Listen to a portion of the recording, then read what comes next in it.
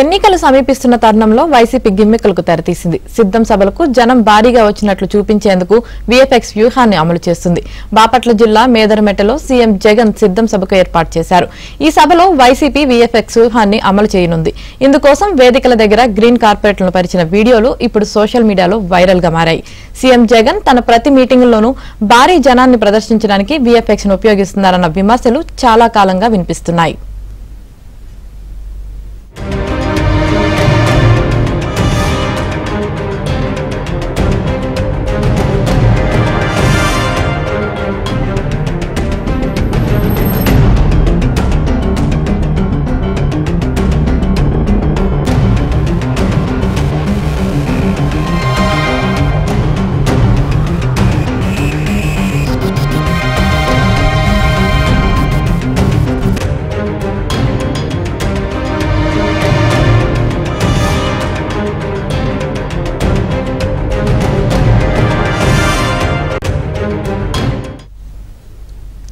ఎన్నికలు సమీపిస్తున్న తరుణంలో వైసీపీ గిమ్మికులకు తెరతీసింది.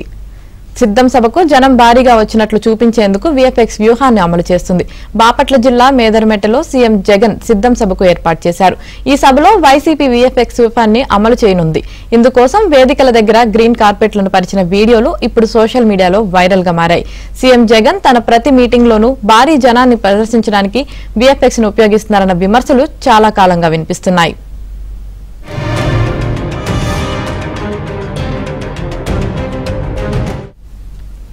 ఇదే విషయానికి సంబంధించి మరింత సమాచారం మా ప్రతినిధి వెంకట్రావు అందిస్తారు.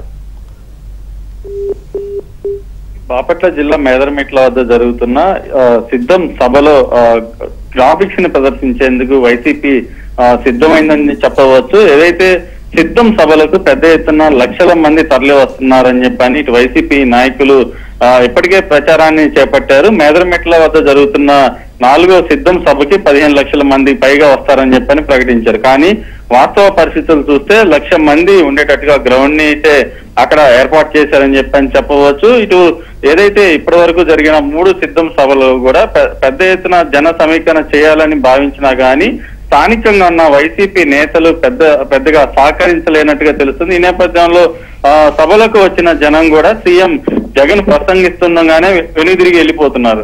రాప్తాడులో పరిస్థితి చూస్తే ఏదైతే జగన్ మాట్లాడుతున్న సమయంలోనే జనమంతా వెళ్లిపోతున్నారు. దాన్ని కవర్ చేయడానికి వెళ్లిన ఆంధ్రజ్యోతి ఫోటోగ్రాఫర్ శ్రీకృష్ణ మీద కూడా వైసీపీ కార్యకర్తలు అక్కడే దాడి చేశారు.